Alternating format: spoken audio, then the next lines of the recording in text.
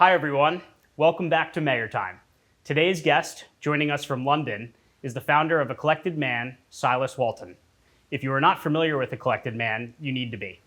ACM is a multifaceted platform that features some of the most well-written and informative watch content on the internet.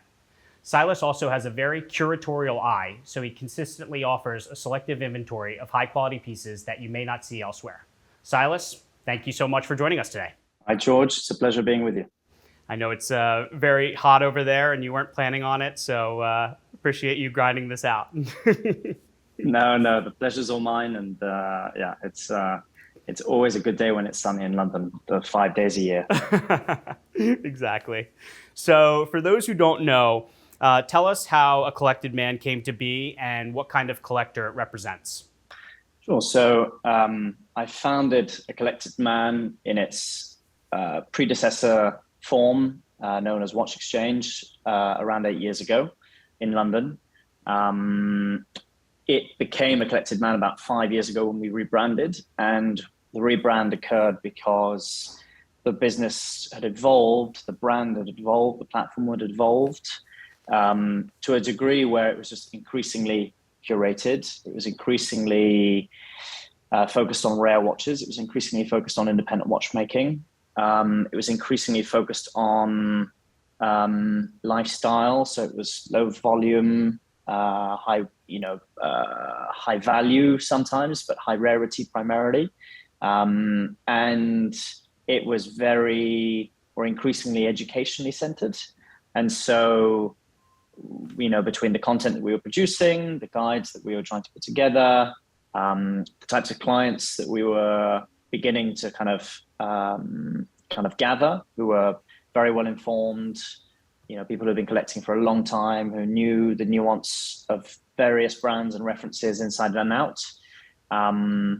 It just increasingly made sense for us to kind of evolve into something that represented our typical client, which was quite a sophisticated collector, quite an informed collector, and a collector who really was interested in learning as much as possible about the things that they were, collecting. Right. I've read some of your articles and I found them to be extremely educational and content that you wouldn't see elsewhere. It's very original. You were definitely somebody who was very early into independent brands. For instance, you were focused on Journe long before it became hot. And more recently, you have provided quality content on Kari Voutilainen, Bethune, Akrivia, and more.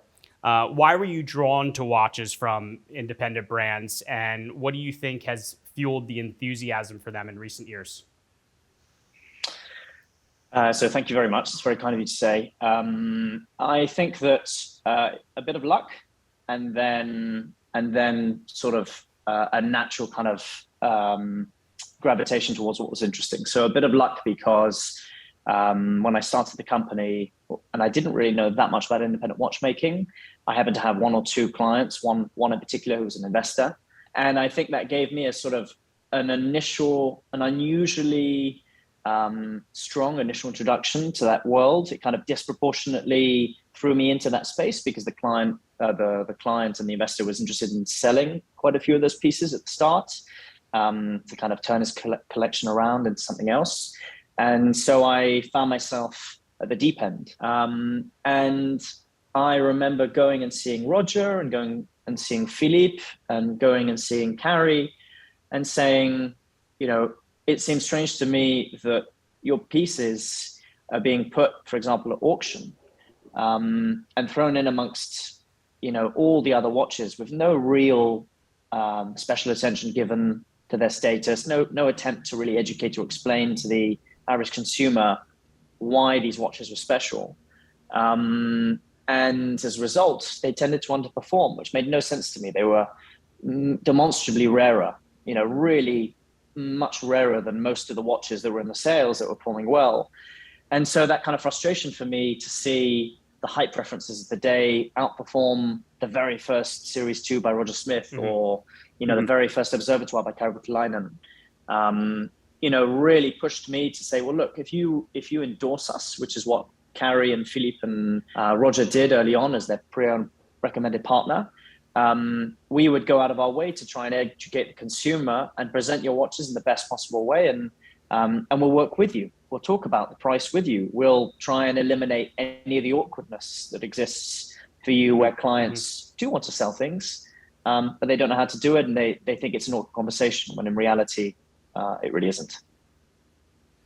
Right. I think so much of it is education. I mean, you look back not that long ago at what some of these early watches went for at auction, and you see what they go for now, and it's mind-boggling. A high multiple. You have personal relationships with a lot of the independent watchmakers, correct? Yes, very, very close friendships with quite a few of them. Awesome. We have we have offices all around the world with Watchbox, but we don't have one in London. Tell our viewers about the London watch market and how a British collector may sometimes differentiate from collectors in other regions. So it's very interesting. There are a couple of things that I think are quite particular or specific to London and British watch collecting, particularly independent collectors. I think that's probably the market I can speak to the most.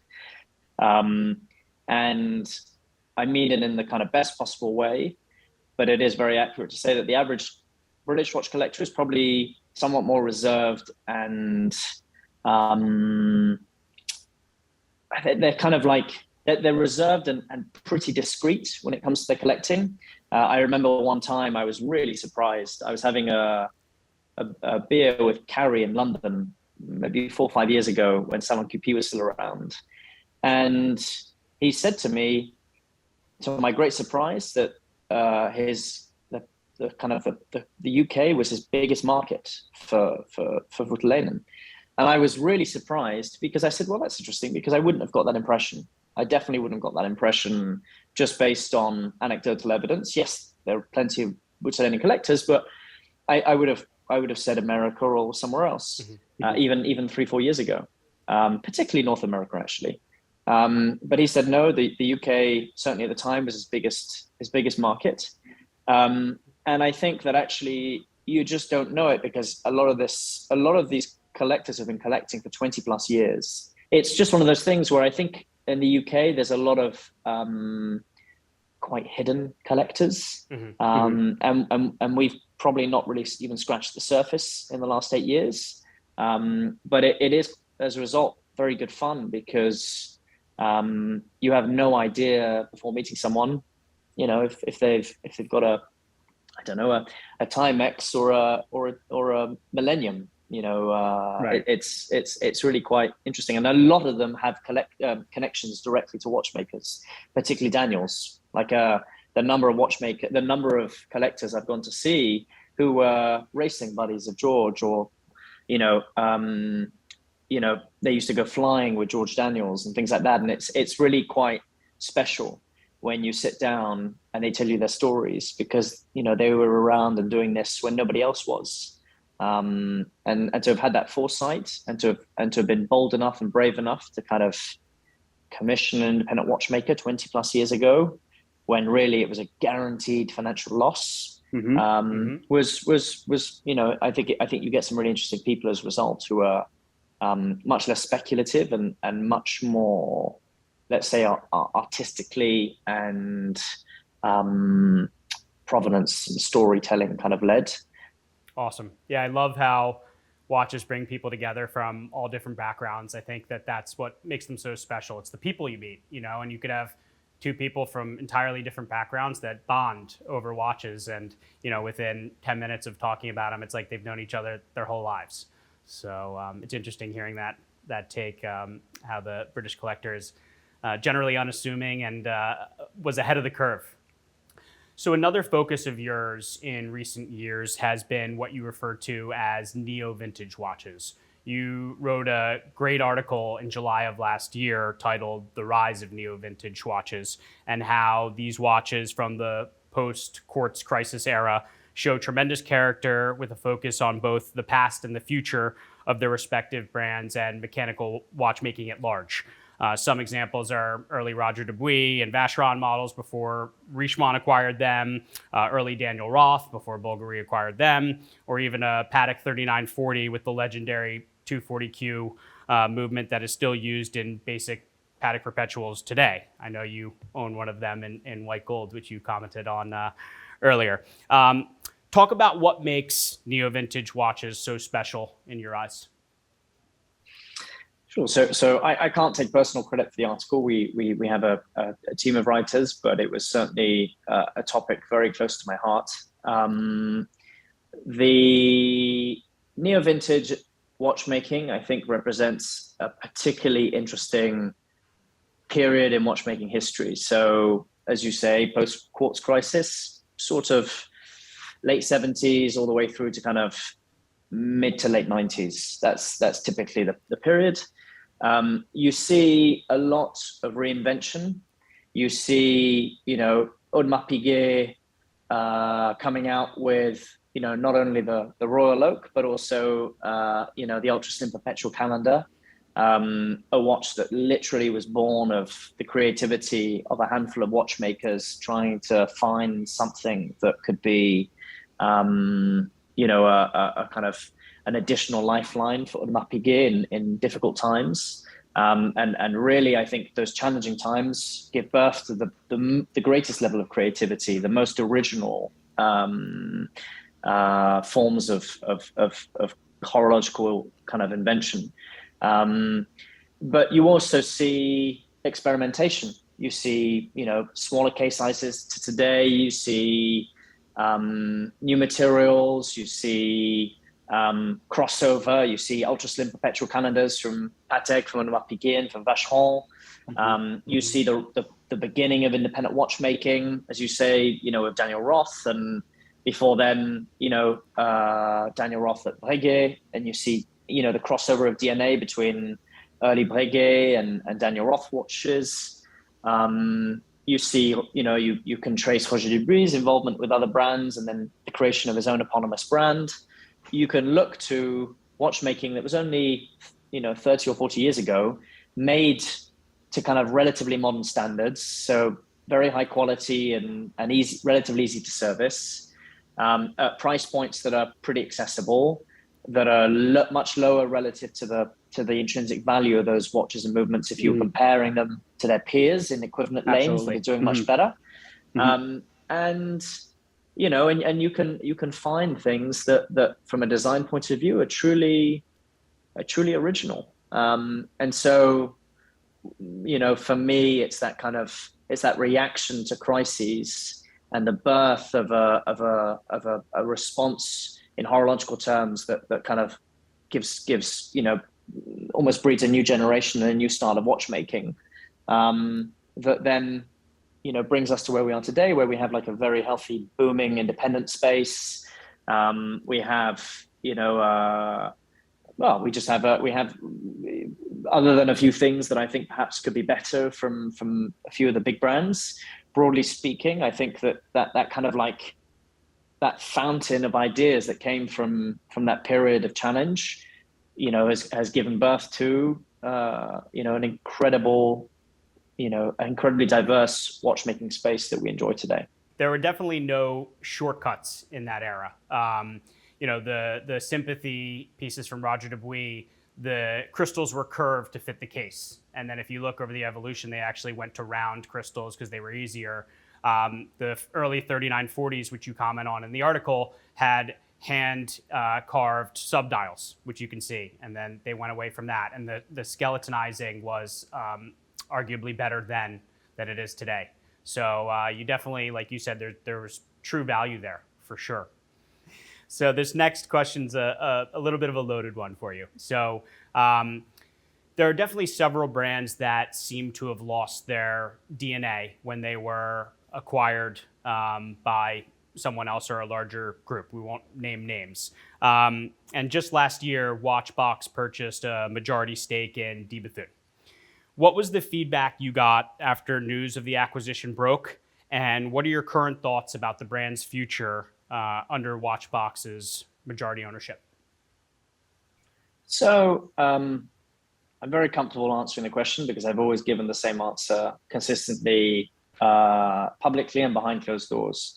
I think that there was nervousness initially from the wider market because a pre-owned specialist with a large amount of capital to deploy, investing in an independent brand, obviously is something that people can get nervous about, purists in particular. But such was the case when Chanel invested in Jean and Romain Gaultier before them.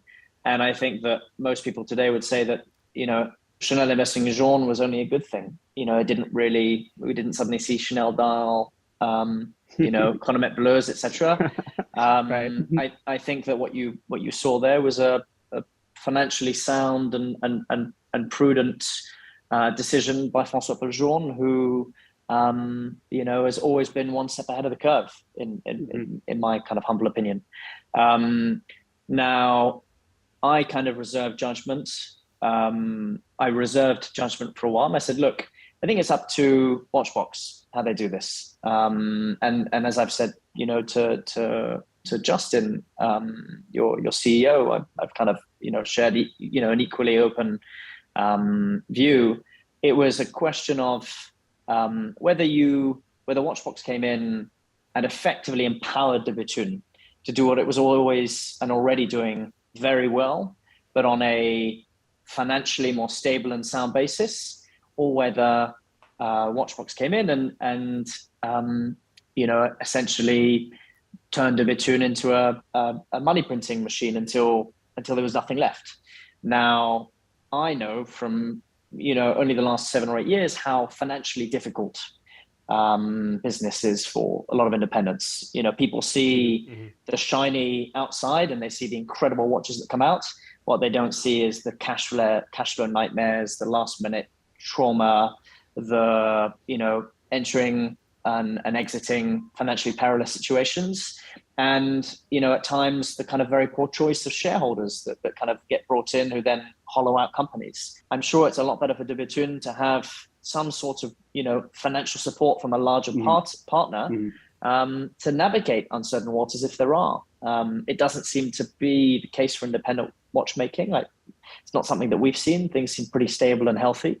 But it's not just about the boom times. It's also about the bad times. Absolutely. And I think you're a fair, it can't just be a fair weather partner. So if you're a friend in good and bad weather, I think that's the measure of the quality of a relationship. And I think that's hopefully what we'll see come out of the investment. Absolutely. The goal is to let Denis to continue to do his thing. I think a lot of people don't realize, even serious watch collectors don't realize just how good he is and how brilliant he is.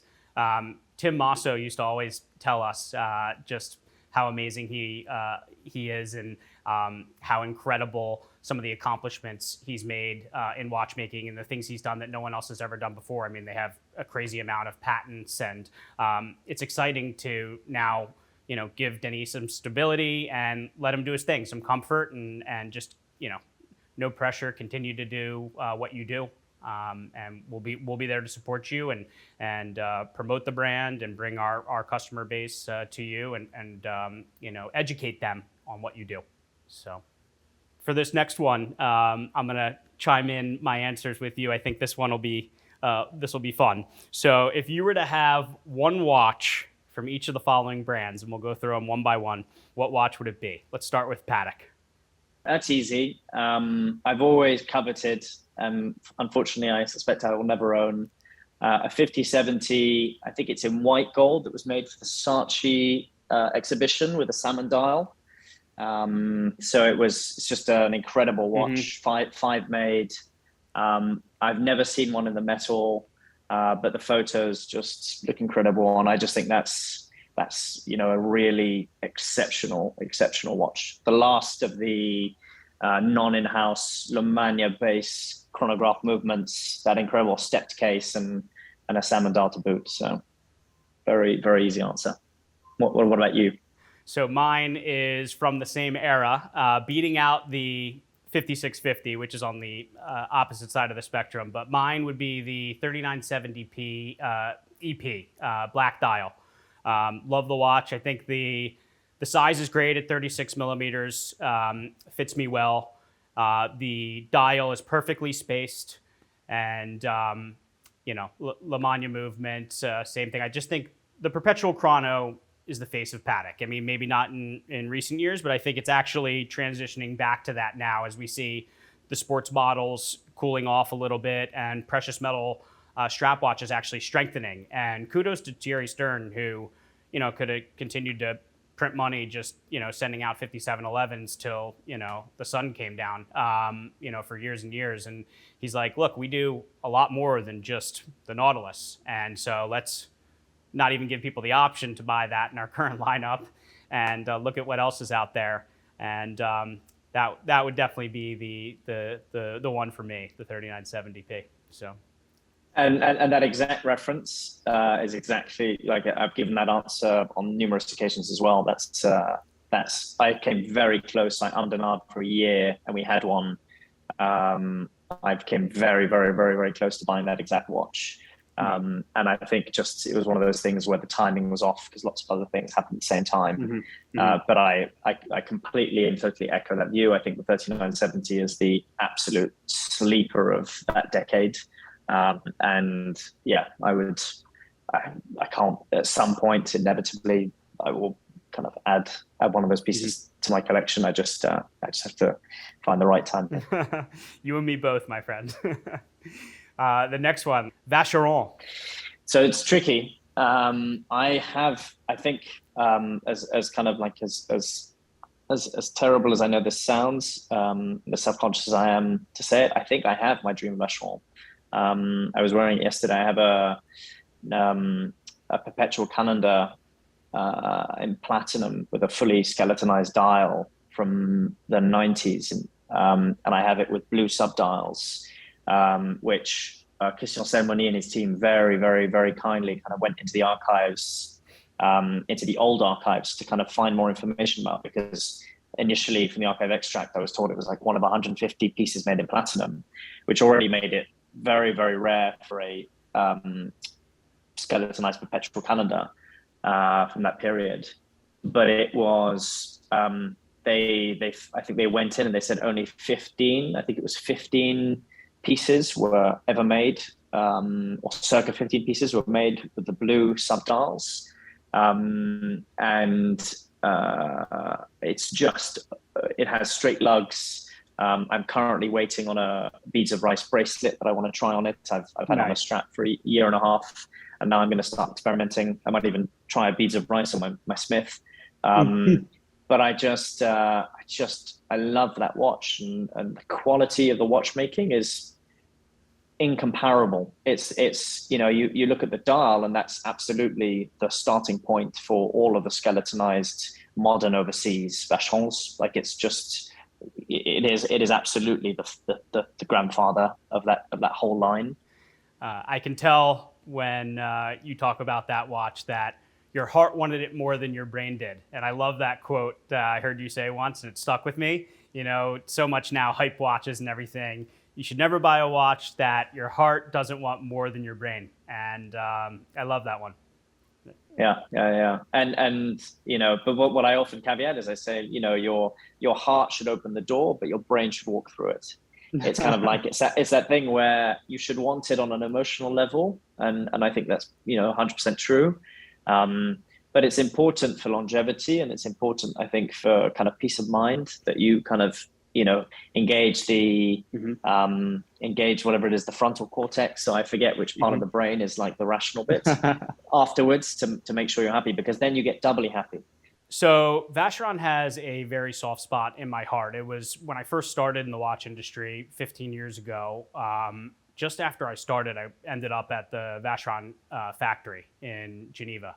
And I love everything. There's talk about incredible history, longest continually manufactured brand in the world, unbelievable manufacturing capability. And I like what they're doing now. I think they lost their identity for a little bit, but I actually really like the salmon dial that they came out with. A little commercial now, doing it after Patek and Lange. But, if Vacheron goes back to their archives and does what they did during those glory years, I think that they'll be incredibly successful. So that would be mine. FP Journe. So I was thinking about this. It's such a difficult one to answer because of the kind of the range of choices. Funnily enough, it wouldn't be an early piece because I spend so much of my time talking about early Journe, and I my appreciation for early Journe is just factually known. But the watch that I really saw and liked, and funny enough, I know very little about it, but I've seen a few photos and I thought, God, that's stunning. Is the skeletonized? I think it's a grande sonnerie or petite sonnerie, or like it's a skeletonized minute repeater. I can't remember exactly. Mm-hmm. Yeah, and it's just like the under the sapphire dial, and it just looks stunning. It just looks absolutely stunning. And newer when piece. I saw that, very new piece. Yeah, was it like 2 years ago, something like that? And one of our clients, I think, took delivery of the first one, and he sent me some photos, and I was like, this is just absolutely out of this world. Mine's the Jade TN.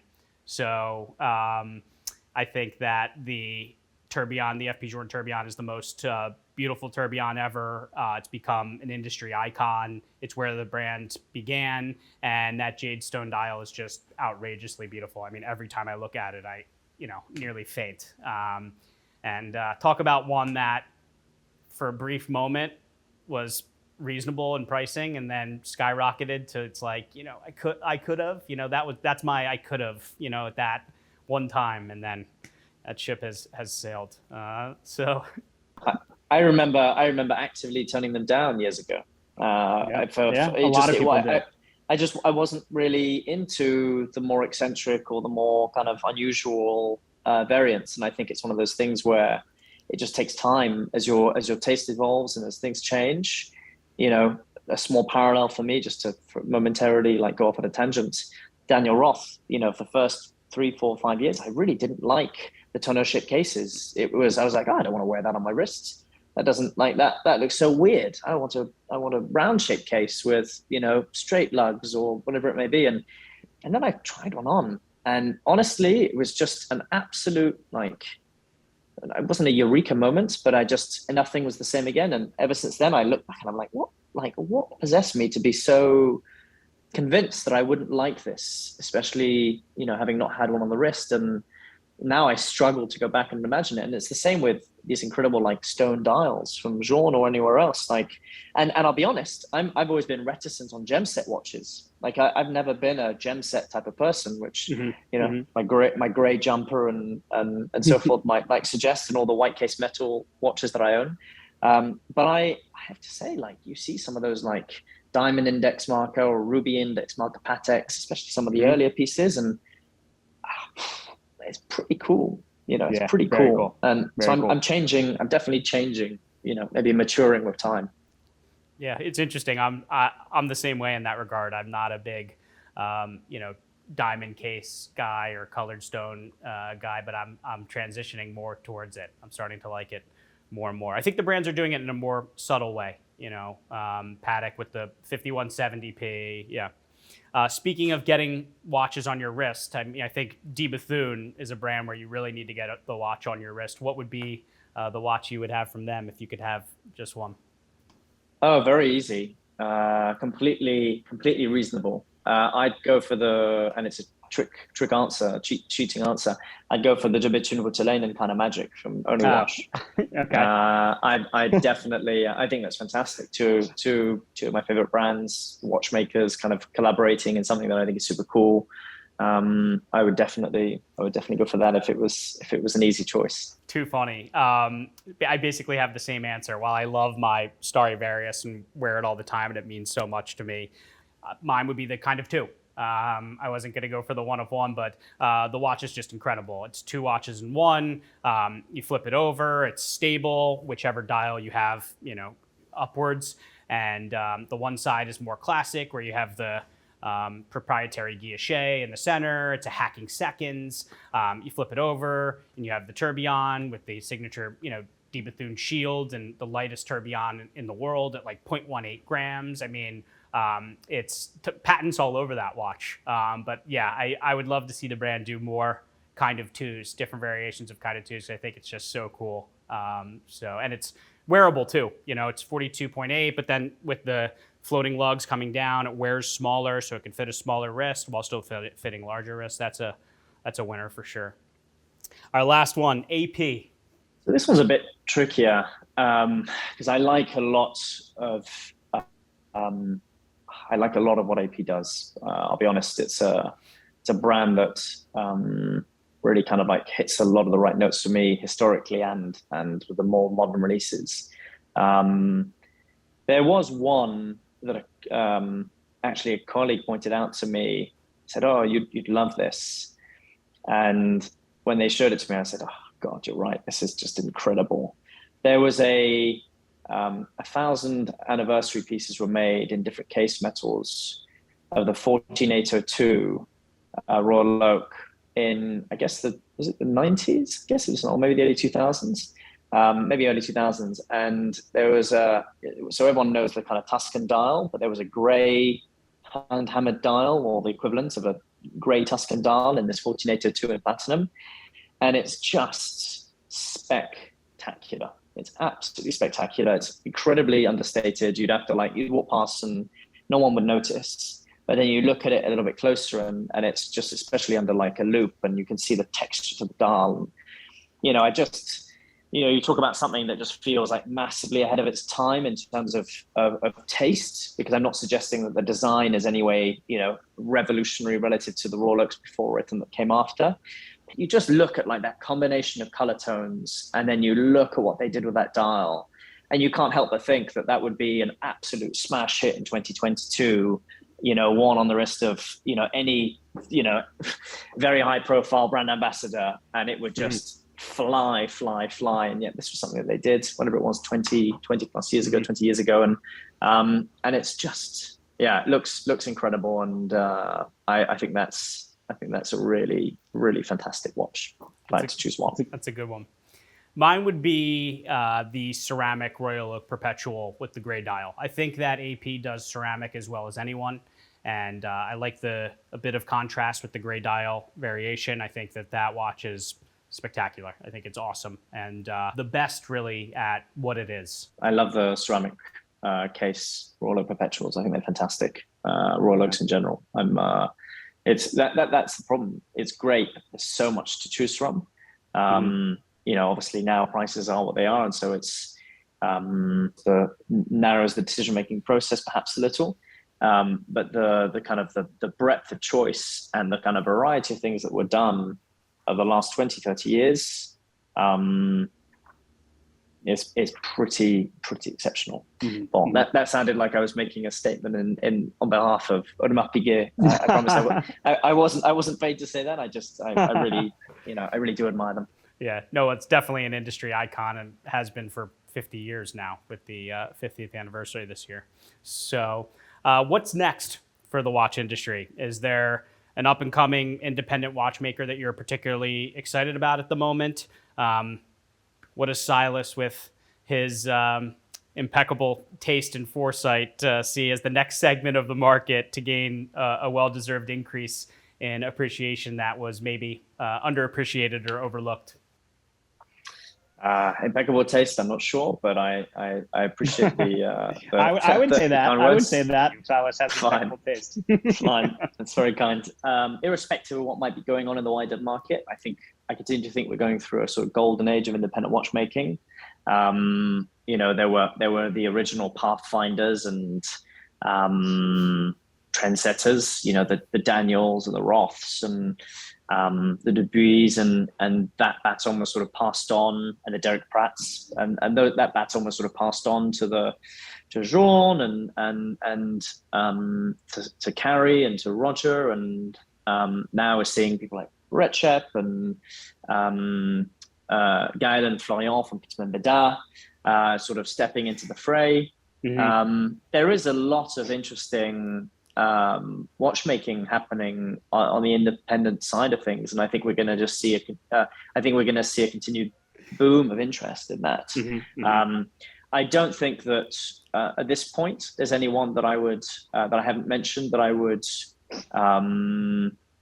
specifically kind of highlight. I think it needs. I think today we want to kind of like make things easy, and we want to kind of like say, oh, it's this or it's that. And the truth is, it's much more nuanced and complicated. You know, we talked about Bethune and Watchbox's investment and the financial and capital risk.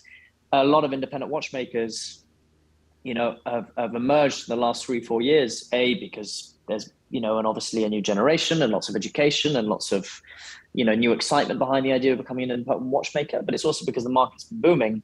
And so it's been almost a safer time, rising waters and so forth. But I think that let's wait and see how well they kind of navigate the next year or so. And I think that if someone has like successfully passed through that period and emerges on the other side, they will probably have a very promising future, because they will have learnt the good times and the bad times, and they would have adapted to both successfully. And more tellingly, probably their brand and their story and the way they run their business was, you know, fundamentally strong enough to be able to carry them through both. And that's a very good sign, a very good indicator of health. To kind of briefly kind of go back, I think there's lots of interesting stuff happening in Japan as well. Obviously, Hajime Saoka has done some interesting stuff, and there are lots of interesting names that are emerging. But yeah, I would say I'm still in a kind of wait and see kind of mindset, but I'm very optimistic. As am I. I think it's a very exciting time for the watch industry. So many rising watchmakers doing great things and continuing to push the limits of watchmaking, you know, an industry that's been around for centuries, and we're still seeing new things. It's not just new materials, but new ways of showing time. You know, I look at the only watch from FP Journe. I mean, you know, showing time in a way that's never been shown before. I mean, I love seeing that. You know, I think it's so difficult for the brands to continue to come up with innovative things, and they're doing it, and at a very high level. So, Silas, you're awesome. I really enjoyed listening to you speak and hearing your thoughts, and thank you for giving all of our viewers, you know, a glimpse at your knowledge. And I'm sure a lot more people will be following A Collected Man now, as they should, because you do what you do at the highest level. I mean that very genuinely. So, thank you, George. That's very kind of you, and it's been a pleasure speaking with you today.